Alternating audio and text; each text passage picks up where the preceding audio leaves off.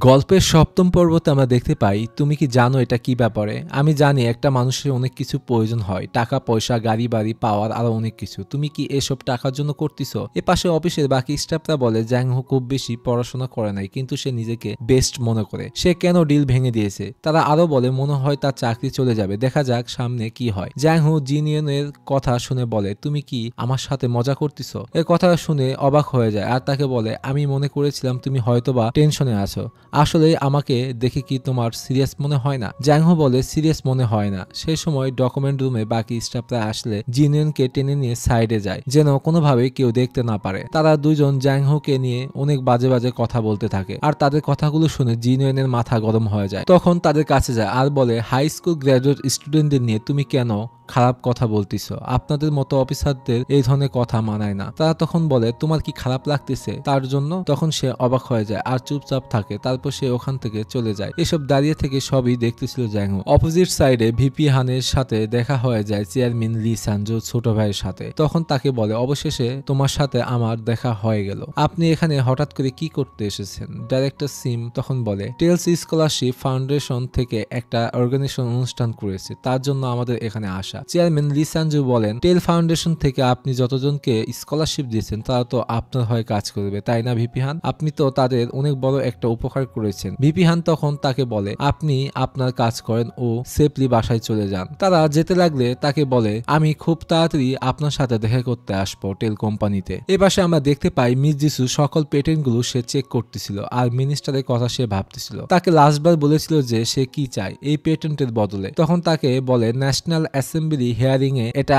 আপনি পাশ করে দিবেন। সে এই পেটেন্টের বদলে ফাইন্যান্সিয়াল সার্ভিস চায়। আরো বলে, আপনি যদি আমার এই কাজটি করেন আমি আপনাকে এমন এক রিপোর্টার দিব, শুধু আপনার কথা মতোই আপনার নির্বাচনে সে রিপোর্ট করবে। সরকার ও বিপক্ষ দলের মধ্যে বাই পিটিশন এগ্রিমেন্টের মাধ্যমে সে তার হয়ে কাজ করে দিবে সবগুলো। তার কথাগুলো শুনে ডিস্ট্রিক্ট মিনিস্টার ইমপ্রেস হয়ে যায় আর সেখানে আমরা দেখতে পাই সব তাদের মিটিং এর কথাগুলো রেকর্ড হচ্ছে সিসি ক্যামেরায়। বর্তমান সময়ে সিসি ক্যামেরার ফুটেজে সে তার পার্সোনাল ড্রাইভে রেখে দেয়। অপোজিট সাইডে হানজু ও জ্যাংহুকে বলে, সব প্যাটার্ন গুলো মন্ত্রী মিনিস্টারের ছেলে মেয়ে ও বড় বিজনেসম্যানদের ছেলে মেয়েদের নামে আছে। বাচ্চাদের নামে সম্পদ করলে তার জন্য ট্যাক্স দিতে হয় আর তারা এমন ভাবে সব সেট আপ করে যেন বাচ্চাদের অটোমেটিক্যালি টাকা সব পেয়ে যায়। ওনাদের কাছে পেটেন্ট আছে মানে কোনো ট্যাক্স না দিয়ে তার সব সম্পত্তির মালিক হয়ে গিয়েছে। জ্যাংহু তখন বলে, দিদি এত মানুষদের এক জায়গায় করে কি এমন করতে যাচ্ছে? এপাশে হানজু অফিস রুমে আসলে তার ফ্রেন্ড তার উপর ডকুমেন্ট ছুঁড়ে মারে আর তাকে বলে, তুমি কেক বিন কোম্পানির প্রজেক্টের ম্যানেজার, তারপর তুমি নিজের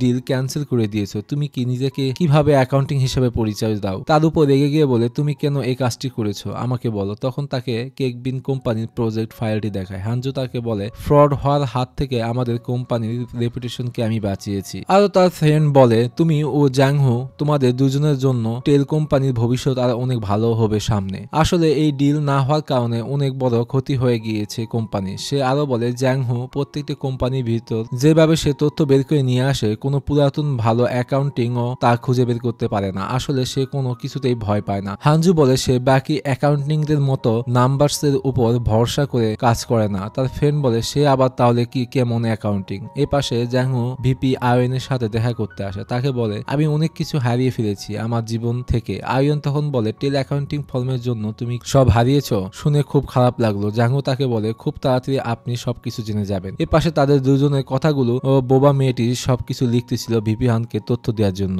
আয়ন তাকে বলে, সেলস ডিল তো এখন শেষ হয়ে গিয়েছে, এখন তুমি কি করবে? আমি আরো মানুষকে এক জায়গায় করতে যাচ্ছি একটা মাত্র টার্গেটের জন্য। জ্যাংহো অফিসের ডেস্কে যেতে লাগলে সেই সময় তার সিনিয়র অফিসার বলে, তোমার কল এসেছে। তারপর আমরা দেখতে পাই সে ভিপি হানের অফিস রুমে যায়। তাকে বলে, আমি শুনেছি তুমি এয়ারপোর্ট পর্যন্ত গিয়েছো চেয়ারম্যান লিকে কেক বিন কোম্পানি না কেনার জন্য। কেন এই কাজটি করেছো সেটা আমি জানতে চাই। জ্যাংহো তখন তাকে বলে, ডিলের কিছু সময় আগে আমরা জানতে পারি কেক বিন কোম্পানি জোরপূর্বক তার কোম্পানি বন্ধ করতে যাচ্ছে ও সেলস ম্যানিপুলেট করতে চাচ্ছে। আমার কাছে তখন মনে হয়েছিল যদি আমি ডিল ক্যান্সেল না করতাম তাহলে আমাদের কোম্পানির জন্য ক্ষতিকারক হতে পারত। আর সাঙ্গা গ্রুপ যদি কোনোভাবে জানতো কেক বিন কোম্পানি ফ্রড ফ্র্যাঞ্চাইজি এই কাজটি করেছে, কোনোভাবে এই ডিল কমপ্লিট করলেও পরবর্তীতে আমাদের প্রচুর লসের সম্মুখীন হতে হতো। ভিপি হান তাকে জিজ্ঞেস করে, তুমি আসল ঘটনাটি বলো, তুমি কেন আমার প্রত্যেকটা কাজে বাধা হয়ে দাঁড়াচ্ছ? আমার আমাকে বলেছো তুমি ডিল করার জন্য, আর মিস্টার লিকে বলেছো ডিল ক্যান্সেল করার জন্য। তুমি কি আমার সাথে খেলতেছো? এটা তোমার লাস্ট সুযোগ আমি তোমাকে দিচ্ছি, কারণ তোমার ট্যালেন্ট আমার পছন্দ, কিন্তু তুমি এরপরে আমার কোনো কাজে বাধা হয়ে দাঁড়ালে আমার থেকে ভয়ঙ্কর আর কেউ হবে না। ভিপি হান তার সেক্রেটারিকে ফোন দিয়ে বলে এখন থেকে সব মেন প্রজেক্ট থেকে জ্যাংহুকে বের করে দেওয়ার জন্য বলে। তখন আমরা দেখতে পাই অফিসে তার ডেস্কের যত ফাইল আর ডকুমেন্ট আছে সিকিউরিটি ডিপার্টমেন্ট এসে সবকিছু নিয়ে যায়। অফিসে অন্যান্য স্টাফরা ভেবেছিল তাকে চাকরি থেকে বের করে দেবে, কিন্তু তাকে বের করে দেয় না। জিনিয়ন এসব করা দেখে সিকিউরিটি ডিপার্টমেন্টকে জিজ্ঞেস করে তোমরা কেন এসব করতেছো। তারা কোনো উত্তর না দিয়ে ওখান থেকে চলে যায়। অপরদিকে হানজুর সাথে দেখা করতে এসেছে লি সানজু তাকে প্রশ্ন করে আমাকে কেন আপনি বলেছেন যে সাঙ্গা গ্রুপকে আপনি আবার ফেরত নিতে চান। লি সানজু বলে আমি শুনেছি তোমার বাবার সাথে তোমার সম্পর্ক তেমন একটা ভালো নয়, আশা করি তুমি আমার কথাটি বুঝতে পেরেছো। এপাশে ভিপি হান ডাইরেক্টরকে বলে জ্যাংহুকে বিভিন্ন কাজে ব্যবহার করার জন্য, তার ট্যালেন্ট কাজে লাগানোর জন্য বলে। তাহলে আমরা চেয়ারম্যান লিকে কি করব? এই ঘটনার কারণে আমাদের উপর তার ভরসা উঠে গিয়েছে, তাহলে তাকে এমন কিছু দিতে হবে যেন তার ভরসা আমাদের কাছে আবার ফেরত আসে। সেই সময় তার অফিসে চলে আসে চেয়ারম্যান লি। ভিপি হান তখন বলে কেকবিন কোম্পানি নিয়ে আমাদের কিছু ভুল হয়েছে, যার জন্য আমাদেরকে ক্ষমা করে দিবেন। সে বলে আচ্ছা ঠিক আছে এ কথা বলে। তারপর চেয়ারম্যান জ্যাংহুকে বলে ভেতরে ঢোকার জন্য। সে আসলে চেয়ারম্যান বলে এয়ারপোর্টে এসে আমাকে কোম্পানি সম্পর্কে সবকিছু বুঝিয়েছে এবং আমি ডিল ভেঙে দিয়েছি। টেল কোম্পানির উপর আমার প্রথমে রাগ উঠেছিল, কিন্তু আপনি যেভাবে ক্ষমা চেয়েছেন তার জন্য আমি সবকিছু ভুলে গিয়েছি। যেহেতু সে একজন টেল কোম্পানির অ্যাকাউন্টিং, তার জন্য আপনাদের কোম্পানিকে আমি এখনো বিশ্বাস করি। ভিপি হান ও চেয়ারম্যানকে বলে সে খুব ট্যালেন্টেড একজন অ্যাকাউন্টিং, এই জন্য আমি আশা করি সে আরো সামনের দিনে ভালো কাজ করবে। জ্যাংহো ভিপি হানকে বলে স্যার আমি শুধু আপনার অর্ডার ফলো করেছি, আপনি তো এটাই চেয়েছিলেন। চেয়ারম্যান তখন বলে আপনাদের দুজনকে দেখে একই মনে হয়। একথা শুনে ডাইরেক্টর তখন অবাক হয়ে যায়। তারপর তারা মিটিং এ বসে ডাইরেক্টর তখন বলে সাঙ্গা গ্রুপের নামে যে সব কথা নিউজে হচ্ছে এসব কথার মাধ্যমে আমরা অনেক প্রফিটেবল কিছু করতে পারবো। চেয়ারম্যান জিজ্ঞেস করে কিভাবে, তখন তাকে বলে আপনার অফিসে গিয়ে আমি সবকিছু ডিটেলস বলবো। তারপর চেয়ারম্যান ওখান থেকে বের হয়ে চলে যেতে লাগে। ভিপি হান জ্যাংহুকে বলে আজকে থেকে তোমার সব সুযোগ বাদ হয়ে গেল, আমার কথাগুলো তোমার মাথায় ভালোভাবে ঢুকিয়ে নিও। অপরদিকে হানজো তার চেয়ারম্যানের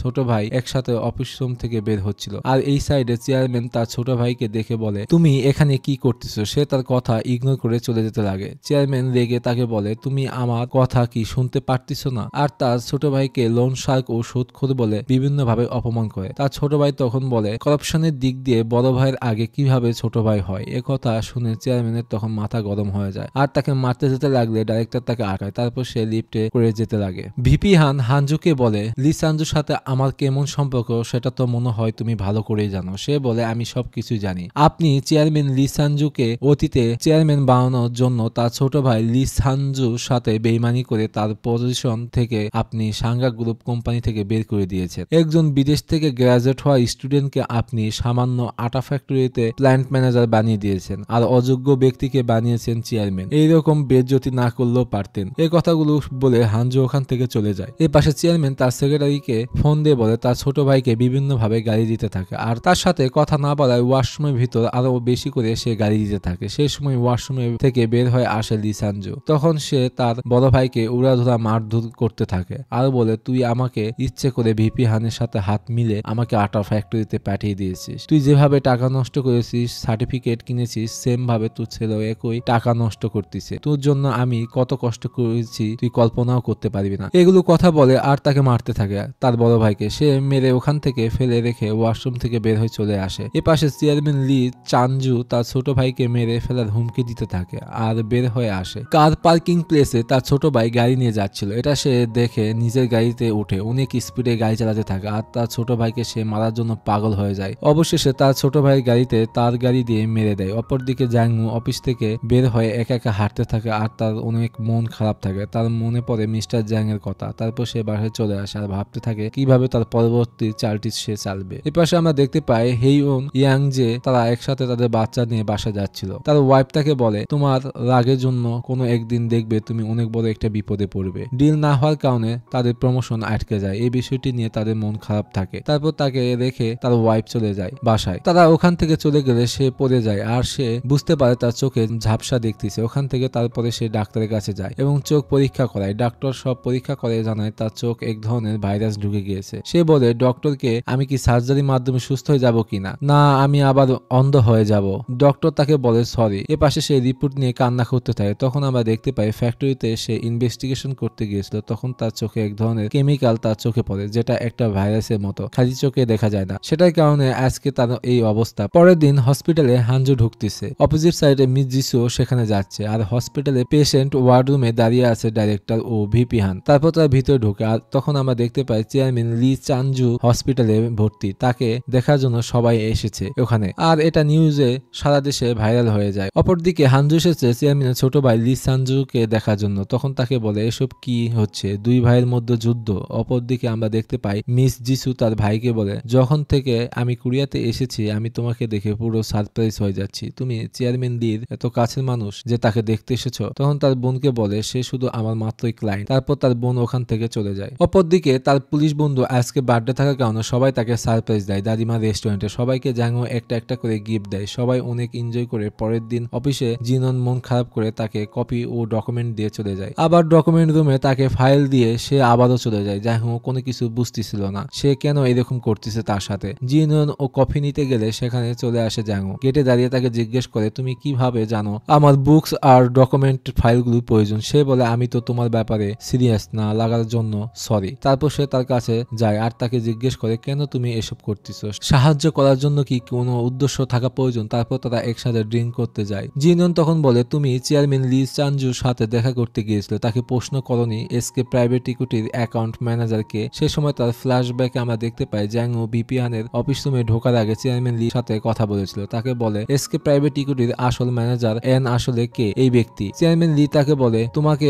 বললে তো তুমি আমাকে টাকা ইনকাম করে এনে দিতে পারবে না, আর ম্যানেজার সম্পর্কে জেনে তুমি কি করবে, তার ব্যাপারে কোনো তথ্য দেওয়া ও দেশের সাথে বেইমানি করা একই কথা। আর আমিও জানি না সে আমার টাকা কোথায় কিভাবে ব্যবহার করতেছে। বর্তমান সময়ে জিনিয়ন বলে যেহেতু চেয়ারম্যান লি এইভাবে কথা বলেছে তার মানে এই টাকাগুলো কোম্পানি লেভেলে ব্যবহার হচ্ছে। আমাদেরকে এখন সাঙ্গা গ্রুপের অ্যাকাউন্ট ম্যানেজমেন্ট হিস্ট্রি দেখতে হবে, তাহলে আমরা বুঝতে পারবো এসকে প্রাইভেট ইকুইটি কিভাবে কোথায় টাকা পাঠায়। তারপর তারা দুজন মিলে ডকুমেন্ট রুমে সাঙ্গা গ্রুপ ও এসকে প্রাইভেট ইকুইটির সকল ডকুমেন্ট নিয়ে তারা অ্যানালাইসিস করতে থাকে। তারা সেখানে গত 10 বছরের ফাইন্যান্সিয়াল স্টেটমেন্ট গুলো চেক করতেছিল যে কিভাবে তাদের টাকা কোম্পানিতে ঢুকেছে। সেখানে কাজ করতে করতে জিনিয়ন সেখানে ঘুমিয়ে পড়ে। ঘুমন্ত অবস্থায় তাকে দেখে জ্যাংহো আস্তে আস্তে তার প্রেমে পড়ে যাচ্ছে। তারপর ডকুমেন্ট ফাইল চেক করতে করতে একটা ক্লু সে পেয়ে যায়। তারপর সে হানজুর কাছে আসে, তারপর তাকে সাঙ্গা গ্রুপের ফাইন্যান্সিয়াল স্টেটমেন্ট দেয় আর তাকে বলে তাদের প্রসেসিং এর মধ্যে ঝামেলা আছে। যেমন তাদের কাছে একটা শিপ আছে যেটা অন্য দেশে রেজিস্ট্রেশন করা, আগে যেটা রেন্টে ব্যবহার করতো সেটা এখন হঠাৎ করে কিনে ফেলেছে, আর এই শিপ কেনার জন্য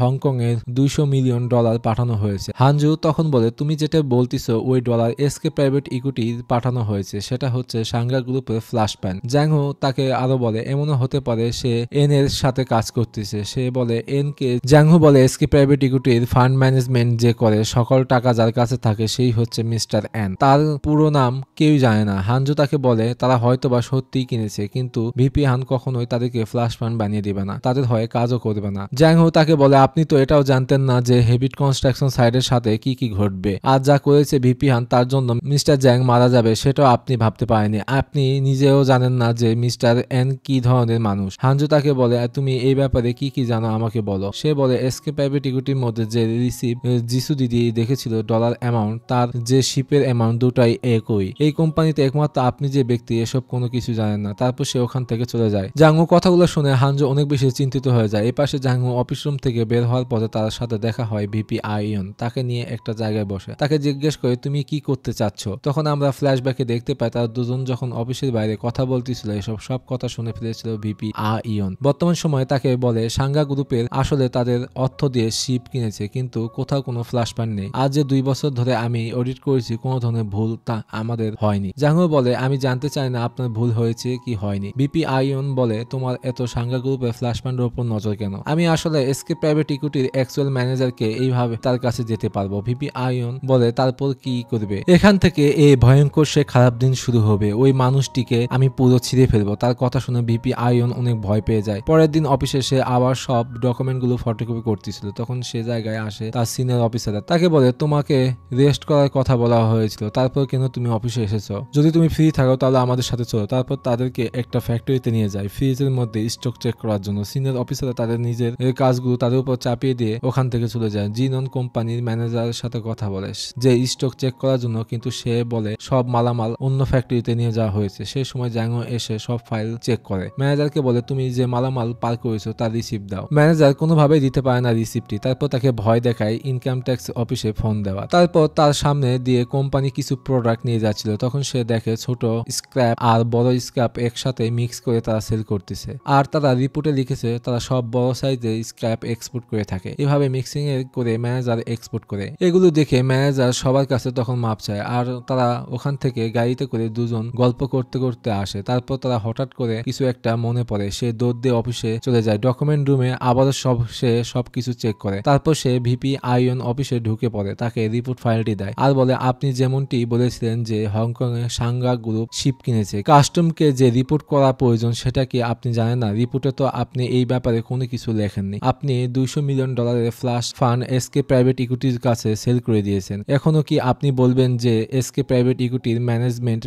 আপনি করেন না? ভিপি আয়ন তখন বলে আসলে যে শিপ কখনো কেনা হয়নি, $200 মিলিয়ন ফ্লাশ ফান্ড আমি বানিয়েছিলাম আর যাকে তুমি খুঁজতেছো সে ব্যক্তি আমি না, আর সাংঘা গ্রুপের সাথে আমার কোনো সম্পর্ক নেই। তারপর সেখানে চলে আসে হানজু। আসলে এতক্ষণ যা কথা বলছে ভিপি আয়নের সাথে জ্যাংহো তার অফিসে ঢোকার আগে হানজুকে ফোনে কল দিয়ে রেখেছিল যেন সব কথাগুলো সে শুনতে পারে। জ্যাংহো তখন বলে বাকি কথা আপনি তার সাথে বলে নিয়েন। তারপর সে চলে গেলে ভিপি আয়ন তাকে বলে আমার কাছে আর কোনো কথা বলার নেই যে আমি তোমাকে বলবো। এপাশে জ্যাংহো ডকুমেন্ট রুমে একাই বসে থাকে। সে সময় সেখানে জিন ইয়ন সে তাকে সান্ত্বনা দেয়। ড্রিঙ্ক করতে গিয়ে ধাক্কা লেগে ডকুমেন্ট ফাইল বক্স জিনের উপর পড়তে লাগলে জ্যাংহো তখন তাকে সেভ করে।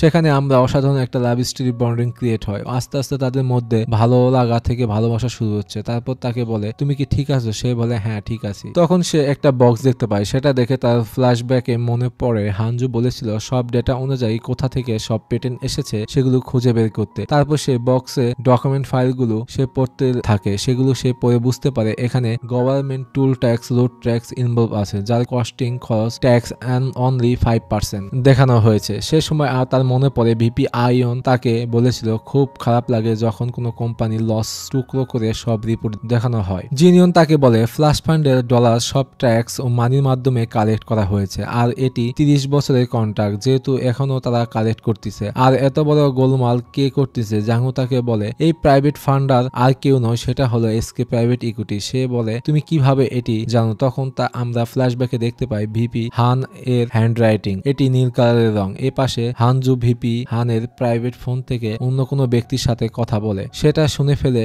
অপরদিকে হানজু। জাঙ্গু বুঝে যায় এটা এন হবে না, এটা হবে হান। যা কিছু আগে হয়েছে এবং বর্তমানে যা করতেছে সবকিছু ভিপি হান, যে মূল মাস্টার মাইন্ড। তারপর ঘটনাটি পরের এপিসোডে চলে যায়।